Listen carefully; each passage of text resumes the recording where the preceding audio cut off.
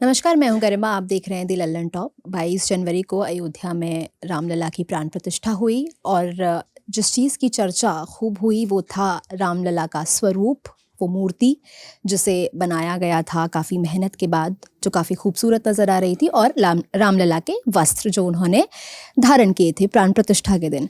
आज हमारे साथ स्टूडियो में मनीष त्रिपाठी जी हैं, जिन्होंने रामलला के वस्त्रों को डिज़ाइन किया था। एक नहीं बल्कि 7 वस्त्र अलग अलग दिनों के लिए उन्होंने डिज़ाइन किए थे। कैसे वो प्रेरणा ली उन्होंने वस्त्रों की, क्या दिमाग में चल रहा था, कैसे उन्हें ये काम मिला, कैसे उस पर उन्होंने काम शुरू किया, इस पूरी बात पर चर्चा करेंगे मनीष जी से। बहुत बहुत स्वागत है मनीष जी लल्लन टॉप। धन्यवाद, थैंक यू सो मच। जय श्री राम। जय श्री राम। सबसे पहले तो ये बताइए कि भगवान के लिए जब रामलला के लिए जब आप वस्त्र तैयार कर रहे थे, कैसे कॉल आया? पूरा प्रोसेस शुरू से समझते हैं। आपके पास कॉल आया होगा या किसी ने संपर्क साधा होगा, क्या कॉल आया, क्या कहा, और फिर कैसे आपने ये तैयारियां शुरू की? अगर मैं शुरू से शुरू करूं तो ये समय शुरू हुआ 3 साल पहले, जब एक सौभाग्य प्राप्त हुआ यूपी खादी के माध्यम से। मुझे रामलला विराजमान की पोशाक को डिज़ाइन करने का सौभाग्य प्राप्त हुआ, और जिसे माननीय मुख्यमंत्री उत्तर प्रदेश जी को हमने प्रेषित किया, और उन्होंने फर्दर इसको मंदिर में अर्पण किया। उसके बाद मैं लगातार ट्रस्ट के टच में था, उनसे संपर्क में था, और समय समय पे मैं पोशाक भगवान की भेजता रहता था। जैसे तमाम श्रद्धालु, तमाम भक्तगण अपनी अपनी आस्था, अपने ऑफरिंग्स, अपने प्रेयर लेके इंतज़ार कर रहे थे कि मंदिर कब बनेगा और भगवान आएंगे तो हम लोग अपनी अपनी ऑफरिंग करेंगे। वैसे ही मैं भी अपनी तैयारी में लगा हुआ था, लेकिन हाँ, टच में था। और ऐसे में श्री चंपत राय जी ने के संपर्क में था, आया, उन्होंने विश्वास जताया और उन्होंने भरोसा दिया कि मैं भी आखिर तक लगा हुआ था कि कैसे मुझे करना है। क्योंकि क्या है कि ये विषय सिर्फ डिज़ाइनिंग का और पोशाक का नहीं था, ये विषय था उन करोड़ों लोगों की आस्था का था, जो कई 100 सालों से, लगभग 500 सालों से भगवान का वेट कर रहे थे। तो वैसे मुझे काम मिलता या नहीं मिलता वो अलग बात था, अलग विषय था, लेकिन मेरे मन में भी एक थी ना कल्पना कि भगवान को ऐसा दिखना चाहिए, कोई भी करे ऐसा दिखना चाहिए। तो उस उम्मीद और उस इमेजिनेशन को लेके मैं भी जाता रहता था वहाँ पे, और अपनी अर्ज़ी लगाता रहता था। डेली एक 3 साल से लगातार भगवान से प्रार्थना करता था कि मुझे ये सौभाग्य, मुझे ये अपने चरणों में स्थान मिले कि मैं ये कम से कम ये कार्य कर सकूं, अपना सहभागिता दे सकूं, छोटी गिलेरी जैसा ही, बट कुछ तो कर सकूं। तो प्रभु की कृपा हुई और ट्रस्ट ने विश्वास जताया, और ये काम आप लोगों के समक्ष है। तो जब आपके पास कॉल आया कि, या आपको मेल आया, या जैसे भी आपसे संपर्क साधा गया होगा कि अब आप रामलला के वस्त्रों को तैयार करेंगे, तो उसके बाद आपने अपनी तैयारियां शुरू कर दी होंगी। आप परिकल्पना की बात कर रहे हैं। हम सबकी परिकल्पनाओं में भगवान का एक स्वरूप हमने इमेजिन कर रखा है, और आपके सामने भी ये एक चुनौती रही होगी कि उन सबकी परिकल्पनाओं से मेल खाता हुआ वस्त्रों का स्वरूप आपको तैयार करना है। तो फिर किस तरीके से आपने इसकी पूरी तैयारी की? देखिए, मैंने जैसे कहा कि पहले अपनी प्रार्थना के आधार पे एक जो जिस आधार पे एक भक्ति भाव से जो मैं अपना ये फैब्रिक्स में रेडी कर रहा था कि रिस्पेक्टिव काम सेम मेन डे के लिए मिले या नहीं मिलेगा, लेकिन मैं तो अपने तरफ से अपना भेंट लेके जाऊंगा। तो मैं वो तैयारी कर रहा था। मैं तो उस दिन अयोध्या भी गया मिलने के लिए, और जब मुझे वहाँ पता लगा कि मुझे ये काम मिलेगा तो मैं वहीं रुक गया। फिर मैं दिल्ली वापस ही नहीं आया, तो मैं वहीं पे था, और लगभग 35-40 दिन वहाँ रहकर भगवान के श्री चरणों में रहकर ही यहाँ काम किया। और अच्छा, मतलब आप अयोध्या पहले चले गए थे और उसके बाद आपको पता चला कि आपको वो वस्त्र तैयार करना। बिल्कुल, मैंने कई चक्कर लगाए, जाता रहता था कि अपने क्योंकि ये बहुत बड़ी चीज़ थी, ये कोई सामान्य चीज़ नहीं थी। और जिस आस्था प्रार्थना के आधार पे हम भगवान की के सामने पूजा अर्चना करते हैं और उम्मीद करते हैं कि भगवान हमारी प्रार्थना को सुन रहा है, और उसका कोई जवाब हमें मिलेगा किसी न किसी तरीके से, तो उसी प्रार्थना, उसी आस्था को अपना आधार बनाते हुए, उसको अपना बल मानते हुए मैंने डिज़ाइनिंग का कार्य भी किया। तो यही सारा बस अब भगवान ने ये सौभाग्य दे दिया, तो अब शब्दों में तो बयान करना मुश्किल है। अभी भी लगता है कि चौगोटी काट के देखता हूँ अपने आप को कि अच्छा, मुझको भगवान ने चयन किया, क्योंकि ये मैंने नहीं किया काम। बिकॉज ये बोलूँ कि मैंने किया, शायद आप बोले कि मैंने नहीं किया, ये बस समझता हूँ कि सौभाग्यशाली मानता हूँ, परम सौभाग्य की भगवान ने निमित्त किया, उन्होंने चयन किया कि मैं उनका कार्य कर सकूं, और उन्होंने एक माध्यम बनाया। उसके लिए मतलब मैं कहूँगा जीवन धन्य हो गया। जैसे हमने अपनी दादी नानी को, घर में माँओं को ये देखा है कि जब वो भगवान के बाल स्वरूप के वस्त्र तैयार करते हैं तो बहुत सेलेक्टिव होते हैं इस चीज़ को लेकर के कि मटेरियल कैसा होगा। सर्दी का मौसम है तो सर्दी के हिसाब से वस्त्र बनाए जाएंगे, जो गोटा उसमें लगेगा वो कहीं ऐसा तो नहीं कि चुभे, कपड़ा सॉफ्ट होना चाहिए, काफ़ी सारी चीज़ें ध्यान में रखते हैं। तो आपने किन किन चीज़ों का ध्यान रखा, और क्या ऐसा भी हुआ कभी कि एक डिज़ाइन तैयार किया वो आपको पसंद नहीं आया, फिर आपने दूसरा डिज़ाइन तैयार किया, फिर जाकर के एक डिज़ाइन फाइनल हुआ, तो क्या वो पूरा प्रोसेस हम समझना चाहेंगे? देखिए, एक तो हम लोग को ट्रस्ट के माध्यम से हमें एक ब्रीफ मिला था, ब्रीफ था जो जिसमें मूर्ति का वर्णन था कि मूर्ति किसी ने देखी नहीं। 3 मूर्तिकार उस मूर्ति को बना रहे थे, और ये था कि हमने तो देखी भी नहीं थी, बट इतना जो मीडिया के माध्यम से और जानकारी में था, जो सोशल मीडिया पे था कि और जो ट्रस्ट ने बाद में हमें जो ब्रीफ दिया कि 51 इंच की ये प्रतिमा है, रामलला का स्वरूप है, बच्चे हैं, बालक हैं, चक्रवर्ती सम्राट दशरथ के पुत्र हैं। तो स्वाभाविक है कि उनके वस्त्रों में, उनकी उनकी उनकी पोशाक में वो भव्यता, वो दिव्यता भी नज़र आनी चाहिए। एट द सेम टाइम जो आपने बोला ना विषय कि क्योंकि रामलला है, तो ऐसा ना हो कि हमने उस भव्यता के चक्कर में हमने उनको खूब ऐसा चीज़ें उसमें कढ़ाई कर दी, ऐसा फैब्रिक यूज़ कर लिया कि चुभे उनको। क्योंकि भाव तो वही है, जैसे आपने कहा ना, भाव तो मतलब अभीश्वर, वो तो जीवंत है। अगर जो भाव मतलब एक बालक में होंगे, एक जो विचार होंगे, तो वो 5 वर्षीय बालक हैं।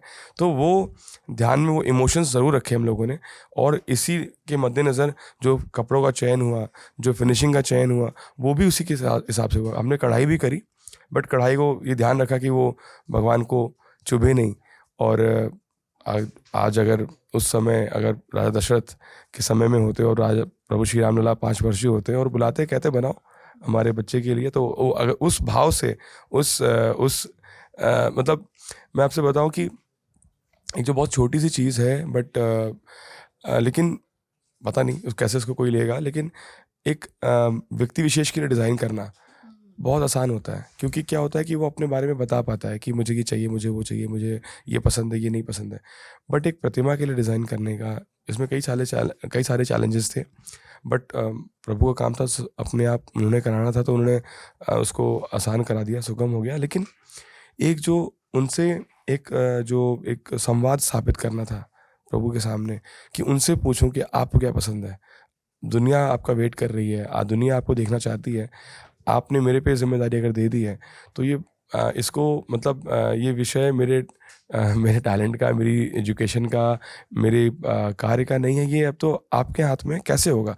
तो वो जो संवाद, जिस तरीके से भगवान ने, प्रभु श्री राम ने वो मार्गदर्शन किया, वो विवेक दिया, कि जिसके कारण उनकी छोटी छोटी लीलाएं जो हमने उस दौरान जो देखी, जैसे कोई उदाहरण आप बताना चाहें? देखिए, एक बड़ा प्यारा वाक़या है कि हम लोग सब लोग बैठ ये फैब्रिक चूज़ कर रहे थे, क्योंकि ये नहीं था कि भगवान को एक कपड़ा दे दिया। हम कौन होते हैं भगवान को कपड़ा देने वाले या फैब्रिक देने वाले। तो हमें लगा कि प्रभु श्री राम है, राजा के पुत्र हैं, इनको ऑप्शंस देंगे और ये लेट हिम चूज़, ऐसी एक धारणा के साथ हम बैठे। सब मिल के बैठक हुई और कहा कि ये फैब्रिक और ये कपड़ा अच्छा लग रहा है। कहीं ना कहीं सभी को पसंद था, बट एक होता है एक जॉइंटली हम लोग चूज़ कर रहे हैं, सब एक आम सहमति बनती कि ये ठीक है। सभी भगवान के लिए तैयार किए गए थे, और कहीं ना कहीं मेरे मन में एक थोड़ा था कि ना, अगर भगवान ये वाला पहनते ज़्यादा अच्छा होता। तो रात के 11:30-12 बज गए। हमने कहा कि ऐसा करते हैं, इसका सवाल ना थोड़ा कठिन हो रहा है ये, और मैं ना ऐसे समय भी कम था, तो मैंने कहा ये ऐसा करते हैं, इसको भगवान के श्री चरणों में इसको आज रात में छोड़ देते हैं कपड़ा। जो भगवान चाहेंगे वो हमें कोई ना कोई संदेश देंगे। तो मैं सोच रहा हूँ कि भगवान सपने में आएंगे या कुछ होगा। तो सुबह उठा, सा कुछ नहीं हुआ, कोई सपना नहीं आया उस दिन। बट बड़ी अचरज की बात है कि जो कपड़ा हम लोग बनाना चाह रहे थे, वो कपड़ा उस समय वहाँ से गायब था। मतलब जो आपको पसंद आ रहा था, जो सबको पसंद आ रहा था, जो मतलब एक तरीके से जो एक ना सबकी एक थी कि हाँ, आम राय थी कि ये बनाना चाहिए, वो कपड़ा वहाँ से गायब था। जो सेकंड बेस्ट हम लोग को लग रहा था, तो वो सब सेकंड बेस्ट था ही, तो हमने उसको कटिंग करी और हमने बनाना शुरू किया। जब हमने उसको आधा रेडी कर लिया, तो वो फैब्रिक वहीं मिल गया जो चूज़ किया था। तो हम लोगों ने मतलब मैंने समझा कि ये भगवान का कहीं ना कहीं एक लीला थी, जिसके थ्रू इशारा था कि हाँ, मुझे ये पहनना है, मुझे ये पसंद है। फिर जब डिज़ाइनिंग कर रहे थे, तो हम लोग आज की आधुनिक दुनिया में है, सब लोग पिंटरेस्ट और ये वो प्रिंटर और कंप्यूटर सब हम लोग चलाते हैं। तो मैंने सोचा प्रिंटर से प्रिंट आउट निकाल लूँगा और ऐसे कर लूँगा बस, क्योंकि सारा का सारा हमारा जो टीम था, पूरा स्ट्रक्चर सब वहीं पे था, उनके ही जिस शेड में भगवान की प्रतिमा का कार्य हो रहा था वहीं पे हमने अपनी मशीन और सब कुछ लगा रखा था, अपने सब लोग पूरी टीम के साथ वहीं थे। तो लगा अरे प्रिंटर चाहिए। पता नहीं उस दिन क्या हुआ कि रात में सोए तो ऐसा लगा किसी ने बोला कि तुम स्केच नहीं कर सकते क्या, हाथ से नहीं बना सकते क्या? तो फिर वो हाथ से बनाया। तो मतलब बहुत छोटे प्यारे इशारे ऐसे थे जिन्होंने, भगवान के प्रति आस्था और प्रेम तो हमेशा से था, लेकिन जो इनके साथ एक कह सकता हूँ कि जो ये समय बिताने का जो ये एक सौभाग्य प्राप्त हुआ, ये अद्भुत रहा। और मज़े की बात कि मैं समझता हूँ कि 3-4 एकदम शुरुआती दौर में तो वो टीन शेड था, पूरा ऊपर खुला हुआ था, तो उसमें रोज़ एक बंदर आके शाम को 4 से 5 के बीच में देखता था। तो यूजुअली क्या है कि अयोध्या में बहुत सारे बंदर हैं, तो जो लोकल होगा वो कहेगा ये तो बंदर है, आम बात है बंदर, बट मुझे लगा कुछ अलग सा है। तो 1 दिन 2 दिन हम लोगों ने इसको, फिर योगी राज जी हम लोग साथ ही में थे, फॉर्चुनेटली अरुण योगी राज जी हम लोग रूममेट थे, हम लोग साथ ही में थे वहाँ पे। तो हम लोग बात कर रहे थे क्योंकि हम लोग बहुत चर्चा, बहुत मंथन और चिंतन करते थे इस बारे में कि क्या दिखाना है देश को, विश्व को क्या दिखाना है, जो तमाम लोग हैं। तो हम लोग रियली, हम लोग का था ये सीन। तो वो हमने कहा मैंने बोला अरुण जी लग रहा है कि यू नो, तो बोले हाँ लग रहा है कुछ। तो 1-2 दिन फिर हम और हुआ, थोड़ी और ठंडी बढ़ी, तो उस शेड को कवर कर दिया गया। जब शेड कवर किया तो आप यकीन नहीं मानेंगे, जिस शेड का जो दरवाज़ा था, जो 50 किलो से ज़्यादा का भारी होगा, एक सामान्य वानर के लिए वो नहीं मुनासिब है कि उसको धक्का देके खोल दे। मतलब वो भी धक्का हाथ से ढलकाना एक अलग होता है, और धक्का देके पूरा किसी ने फुल फोर्स में मारा हो। डेली वो होता था 4:30 से 5 के 5:15 के बीच में, और उसके साक्षी मैं, मेरी पूरी टीम, हम लोग वहीं थे। हम योगीराज जी, हम लोग ऐसे हाथ जोड़ लेते थे कि आ गए हनुमान जी, हमारे वार्डन साहब आ गए हमारे। अब हम लोग सुनते थे बचपन से कि जहाँ सुंदरकांड हो रहा है, जहाँ रामचरितमानस का पाठ हो रहा है, रामायण का पाठ हो रहा है, वहाँ पे हनुमान जी साक्षात आते हैं। और यहाँ तो साक्षात प्रभु की प्रतिमा का बनी है, यहाँ पर प्रभु की प्रतिमा के पोशाक यहाँ पे तैयार हो रहे हैं, तो ऐसा कैसे हो सकता है कि यहाँ पे श्री हनुमान जी ना आए? तो हम लोगों को लगातार जब तक वहाँ से जाकर मतलब जिस दिन तक वहाँ पे प्रतिमा रही, वहाँ पे डेली श्री हनुमान जी ने आके उसका पूरा ब्यौरा लिया कि क्या हो रहा है। तो हम लोग कहीं ना कहीं सबको पता था कि यहाँ पे हम लोग के ऊपर एक दिव्य नज़र रखी जा रही है। तो वो अलग, वो मतलब ये भी एक्सपीरियंस किया। तो 7 दिन के अलग-अलग वस्त्र आपने तैयार किए, कैसे वो कलर और ये सब क्या दिमाग में था जब आप ये रंग तय कर रहे थे हर वस्त्र का? तो रंग तय करने का भी ये जो था, ये हमें ट्रस्ट के माध्यम से ही प्राप्त हुआ था। जो वहाँ के मंदिर के मानक हैं अपने, जो वहाँ के, वो ये है कि सोमवार को सफ़ेद, मंगलवार को लाल, बुधवार को हरा, बृहस्पतिवार को पीला, शुक्रवार को क्रीम कलर, और शनिवार को नीला, और रविवार को गुलाबी। तो ये रंग की एक वो सेट स्टैंडर्ड वहाँ के लिए। लेकिन ये प्राण प्रतिष्ठा का दिन मंडे को था, बट ये उत्सव का दिन था, एक अनुष्ठान था। तो हम लोग के शास्त्रों में भी और धर्म में भी है ना कि जिस दिन भी पीला मतलब हम किसी अनुष्ठान होता है तो हम पीला वस्त्र पहनते हैं, और पीला भी अगर नहीं है तो हल्दी लगा लेते हैं पीला करने के लिए। तो ये रहता है। अब यहाँ पे विषय था प्रभु श्री रामलला का, जो कि विष्णु जी के अवतार हैं। विष्णु जी के अवतार हैं तो पीताम्बर हैं, तो पीताम्बरी उनको देना स्वाभाविक था। तो इसीलिए इसका एक संगठित एक आम राय बनी, और ट्रस्ट के माध्यम से उनके अप्रूवल के बाद इसको तय किया गया। आप पेशे से फ़ैशन डिज़ाइनर हैं और लंबे वक्त से फ़ैशन डिज़ाइनिंग करते आ रहे हैं। आप अलग अलग तरह की ड्रेसेस तैयार भी कर चुके हैं। हमने कहीं पढ़ा था कि आप इंडियन क्रिकेट टीम के लिए और बीएसएफ के जवानों के लिए भी आपने उनकी ड्रेस तैयार की। पूर्व में काफ़ी IPL governing council, BCCI governing council के लिए कार्य करने का सौभाग्य प्राप्त हुआ। निफ्ट की सहभागिता में जो इंडियन आर्मी की कॉम्बैट यूनिफॉर्म जो रीडिज़ाइन हुई, उसमें एक अहम भूमिका निभाने को का सौभाग्य प्राप्त हुआ। और अभी तक करते रहते थे। तो पहले लगता था कि डिज़ाइनिंग कर रहे हैं तो इनके सेलिब्रिटी के लिए किया, उस सेलिब्रिटी के लिए किया, इस ऑर्गेनाइजेशन के लिए किया। लेकिन मन में एक होता है ना, एक आत्म संतुष्टि होती है कि कुछ रह रहा है, कुछ मिसिंग है। शायद उसको परिपूर्ण कर दिया इस कार्य ने। अब जितनी भी चीज़ें पहले करी हैं वो सारी मुझे बड़ी नज़र आती हैं, क्योंकि ठीक है वो भगवान ने शायद उस ये कार्य करने के लिए मुझे ट्रेन किया, जो भी करा, बट ये जो आज कार्य में करने को मिला, जो एक ब्रह्मांड के सबसे लाडले सबसे बड़ी सेलिब्रिटी है, उनका पोशाक डिज़ाइन करने का सौभाग्य और उनके पैटर्न्स पे काम करने का, उनकी इन सब चीज़ों पे मतलब एक ये इमेजिनेशन के परे है। जैसे क्या होता है कि जब आप कभी पहले अभी जब रामलाल विराजमान के लिए हमने पोशाक बनाई, वो भी एक बड़ा परम सौभाग्य था।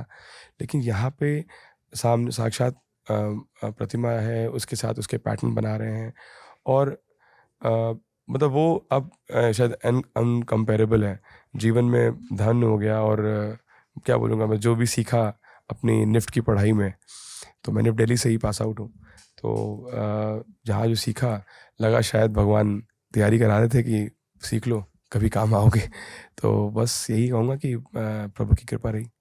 अच्छा, आपने कांस फिल्म फेस्टिवल के लिए भी आउटफिट डिज़ाइन किया, ऐसा भी हमने पढ़ा है। तो और वो एक ऐसा इवेंट है जहाँ पर बहुत प्रेज़ भी मिलता है सेलिब्रिटीज़ को उनके कॉस्ट्यूम्स के लिए, और काफ़ी ज़्यादा ट्रोल भी होते हैं, मीम्स भी काफ़ी ज़्यादा वहाँ से निकलते हैं। आपका क्या कहना है इस पे? देखिए वो सब मैं कहना है, पूर्व में किए हुए सारे कार्य जो हैं, मैं कहूँगा कि भगवान ने छोटे छोटे प्रोजेक्ट्स देके मुझे टेस्ट किया।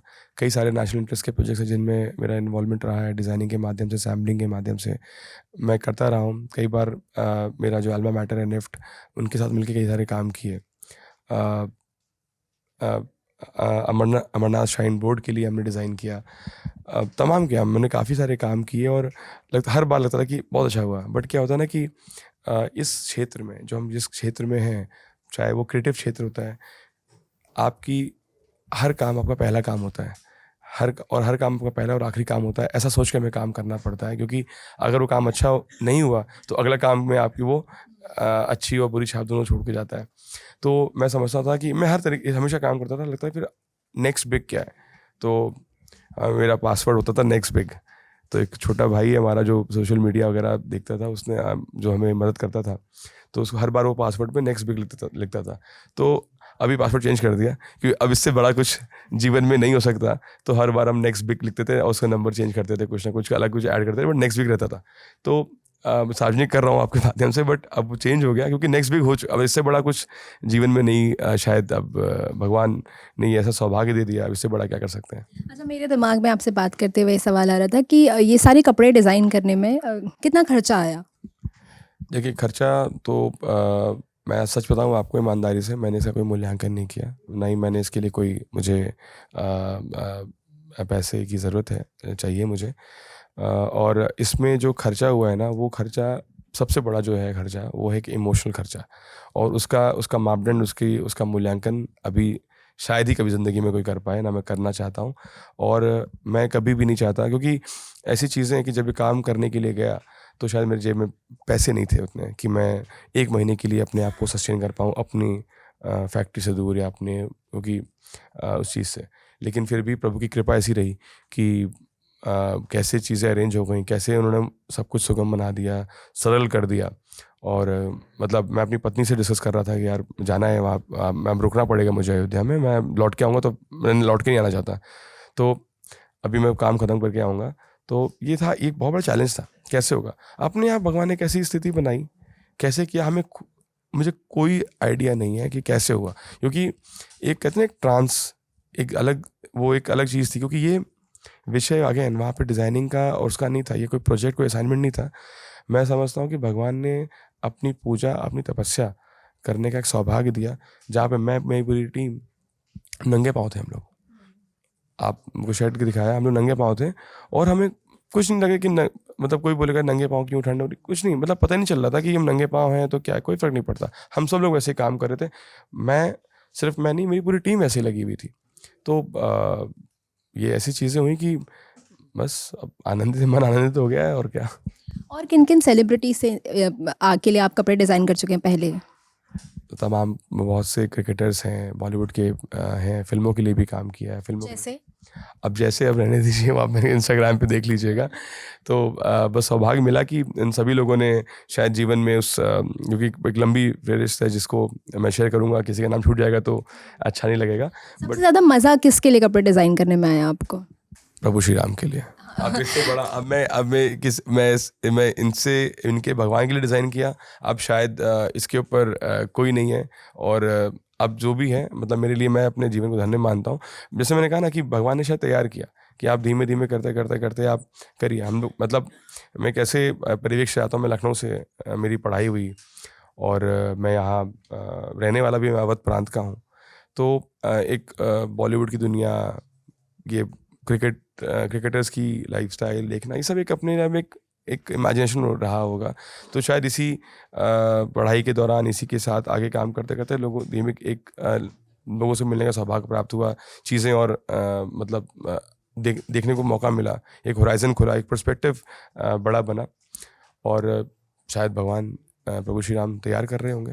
तो जितने भी लोग, सबका बहुत महत्वपूर्ण योगदान रहा, चाहे वो जो मेरे क्रिकेटर जो मित्र हैं, बड़े भाई जैसे हैं, चाहे वो फिल्म मेकर्स हैं, हमारे बड़े भाई जैसे हैं। और कभी किसी को क्लाइंट की नज़र से नहीं देखा और उनके साथ हमेशा एक पारिवारिक और एक अच्छा एक संवाद रहा, चाहे राजनेता रहे। तो उन्होंने सौभाग्य दिया, उन्होंने ये अपॉर्चुनिटी दी कि वस्त्र बनाओ। शायद हम लोग आज नहीं तो ये शायद ये काम भी डिफ़िकल्ट लगता। हमारे जो टीचर्स हैं, इन्होंने पढ़ाया, मैं नहीं मिस करना चाहता, बिकॉज जो हमारी टीचर्स थी निफ्ट में, उन्होंने हमें सिखाया। हमारी टीचर थी वंदना मैम, उन्होंने हमें बताया कि एक असाइनमेंट था। तो उन्होंने बोला कि क्योंकि सब लोग सोचते हैं कि फॉर्मूला है, एक नियम है, तो इसको ये कर दो तो ऐसे हो जाएगा, ये शर्ट बनानी है, कोट बनाना है तो ये कर दो। ऐसा नहीं था। एक असाइनमेंट था, उन्होंने कहा कि कोई भी ऑब्जेक्ट लेकर आ जाओ। वी डिडंट न्यू कि क्या होने वाला है। और मैं भी एक पत्थर लेकर आया, तो एक मैं पत्थर लिया, सबने अपने ऑब्जेक्ट लेकर आ गए। उन्होंने बोला अब इसके लिए पैटर्न बनाओ, इसको फिट करो।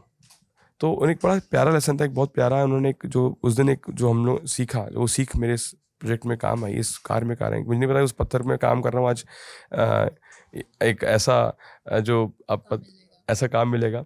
तो उसमें ये था कि उसका सारांश ये था उस असाइनमेंट का, उस समय कॉलेज में 2006-07 की बात है, कि कुछ भी हो, सारे फार्मूला, सारे जितने भी चीज़ें वो सारी शून्य हो जाती हैं अगर कपड़ा फिट नहीं है। कुछ भी है आपके सामने, वो फिट होना चाहिए। आपने किसी भी, आपको अलग अलग टाइप के लोग मिलेंगे, अलग टाइप की चीज़ें मिलेंगी, आपको उनको फिट करना है, वो मेन है। तो वो सिद्धांत जो हमें वहाँ बताया गया, सिखाया गया, उस आधार उसको, वो भी एक बहुत बड़ी सीख थी मेरे लिए। तो उनका धन्यवाद कि मैंने वो सीखा। और बाकी प्रभु की कृपा। अब आगे आने वाले समय में आपकी क्या प्लानिंग है, किन प्रोजेक्ट्स पे आप काम कर रहे हैं? मैं आगे अभी मेरा प्रोजेक्ट है ध्वज प्रोजेक्ट, इसके बारे में फिर कभी आपको बताऊंगा। और बाकी अब प्रभु श्री राम ने अपना नाम से जोड़ दिया है, तो और जिम्मेदारी का एहसास होने लगा है। जीवन थोड़ा सा बदल सा गया है, जो एक थोड़ी सी क्या कहते हैं, अब लगता है कि और जिम्मेदारी का कुछ काम और करना चाहिए। तो कुछ उसी दिशा में काम करेंगे, क्योंकि राम के काज से सिर्फ मेरा नहीं, और भी उनके जो लोग हैं उनका भी फ़ायदा होना चाहिए, उनका भी उनके घर में भी रोज़ी रोटी आनी चाहिए। तो मेरा जो एक अपना एक लक्ष्य था ध्वज का प्रोजेक्ट का, वो मैं करूँगा शुरू। अच्छा, तो अब जैसे आप पहले करते आ रहे थे सेलिब्रिटीज़ के लिए कॉस्ट्यूम्स डिज़ाइन का, वो सब चलता रहेगा? ऑब्वियसली वो तो हमारा ब्रांड है, अंतर्देशी हमारा ब्रांड है, वो बनाएगा। हमारा वुमेंस वेयर ब्रांड है हाउस ऑफ तन्मया, वो चलता रहेगा। वो लग्जरी फैशन में है, वो करते रहेंगे। हम लोग जो तमाम जो भी ऑर्गेनाइजेशनल डिज़ाइनिंग होती है वो करते रहेंगे। टीम है वो, हम लोग करते रहेंगे। वो तो हमारा एक बेस है, कोर है, वो चलता रहेगा। बट आगे क्योंकि अब ऐसा काम किया है कि लगता है कि अगर प्रभु श्री राम ने लगता है, फील ऐसा होता है कि उन्होंने खुद स्वयं चयन किया होगा इस कार्य करने के लिए, तो एक बड़ी जिम्मेदारी है। सिर्फ और सिर्फ अपना लालन पालन नहीं करना है। इसका मतलब है कि और भी कुछ चीज़ें बड़ी करनी है, सोचनी है उस दिशा में, कि अपनी डिज़ाइनिंग के माध्यम से, अपने हुनर के माध्यम से हम क्या बदलाव ला सकते हैं जीवन, और भी लोगों का क्या जीवन हम बदल सकते हैं। क्या हम, जैसे पूर्व में मैं हैंडलूम के साथ जुड़ा हुआ रहा, खादी के साथ जुड़ा रहा, तो उसका उस समय उद्देश्य ही था कि कैसे इन लोगों का अपलिफ्टमेंट हो, कैसे मैं बुनकरों के साथ मिलकर उनको और बेहतर काम उनके लिए कुछ कर पाऊँ। तो शायद इस एपिसोड के बाद, इस चीज़ के बाद शायद मैं बेहतर काम कर सकूं, और जिम्मेदार उस जो मैंने शुरुआत करी थी उसको, मुझे अंदर से लगता है मेरा आत्मबल और बढ़ गया है। चलते चलते 2 सवाल हैं मेरे। आपने तो काफ़ी फेस्टिवल्स के लिए कॉस्ट्यूम्स डिज़ाइन किए हैं, सेलिब्रिटीज़ के लिए आपने कपड़े डिज़ाइन किए हैं। एक ऐसे सेलिब्रिटी, नेता या क्रिकेटर जिनका ड्रेसिंग सेंस आपको बहुत ज़्यादा पसंद हो, और एक ऐसे अभिनेता, क्रिकेटर या राजनेता जिनको आपको लगता है कि इन्हें थोड़ा काम करने की ज़रूरत है? देखिए, हमने पूर्व में बनाई थी एक, हमने नाम नहीं लूँगा। मैंने पूर्व में अपने एक प्रॉपर्टी बनाई थी, डिजिटल प्रॉपर्टी, उसका नाम रखा था फैशन पुलिस। तो उस पुलिस का काम ही था, जो अच्छा दिख रहा है उसको टैग करो, और जो गलत थोड़ा मतलब जो थोड़ा-सा लग रहा है कि हाँ इस पे काम करना है, उसको फ़ोन करो और उसको बोलो कि हम we are there to help you. किस किस को टैग किया और किस किस को फ़ोन किया? उसके लिए आपके साथ एक अलग से चर्चा करेंगे, आपसे समय लेंगे कि जिसने अलग से चर्चा इस पे हम लोग कर सकें। और आप इंस्टाग्राम पे जाएंगे, आप हमारे सोशल मीडिया पेज पे जाएंगे, आपको दिखेंगे लोग। बट मैं समझता हूँ सभी का सहयोग रहा, उन सभी महानुभावों का, उन बड़े भाइयों का, बहनों का वो सहयोग रहा कि उन्होंने मतलब मुझ पे विश्वास किया जिस समय शायद कोई नहीं करता, या जिस समय कोई नहीं आई वुड से कि पूछता, भरोसा करता। और लास्ट बट नॉट लीस्ट, जिस तरीके से श्री चंपत राय जी ने भरोसा जताया उन्होंने, और जिस तरह से उन्होंने विश्वास किया कि तुम ये काम कर सकते हो, और इतना महत्वपूर्ण काम था, तो मैं बस अपने को सौभाग्यशाली मानता हूँ। और उन सभी लोगों का धन्यवाद देता हूँ जो लोग इस पूरी जर्नी में, इस पूरे चीज़ों में मेरे साथ थे। और एक बड़ी इंपॉर्टेंट बात की, जब हम बना रहे थे तो लोगों ने पूछा कि अब जब मूर्ति हम लोग बात कर रहे थे कि लोग देखेंगे तो क्या सोचेंगे, विश्व देख रहा है, करोड़ों खरबों लोग देखेंगे, क्या रहेगा। बट जिस पल ये जब प्राण प्रतिष्ठा का वीडियो आया, तो उस समय मैं वहीं पे था, मंदिर प्रांगण में ही था, और मेरी माँ का और मेरी वाइफ का वीडियो कॉल आया, तो जो उनके आंसू थे और रो रहे थे एक स्माइल के साथ, वो मुझे लगा ये कॉम्प्लीमेंट बेस्ट है, इसका मतलब है कि लोगों को अच्छा लगा। तो आज शायद उसी वजह से मैं आपके साथ भी खड़ा हूँ, ललन टॉप पे हूँ मैं। बहुत बहुत शुक्रिया हमें समय देने के लिए मनीष, बहुत बहुत शुक्रिया। तो आप सुन रहे थे मनीष को, जिन्होंने रामलला के वस्त्र डिज़ाइन किए हैं। मैं हूँ गरिमा, आप देख रहे हैं द ललन टॉप। शुक्रिया।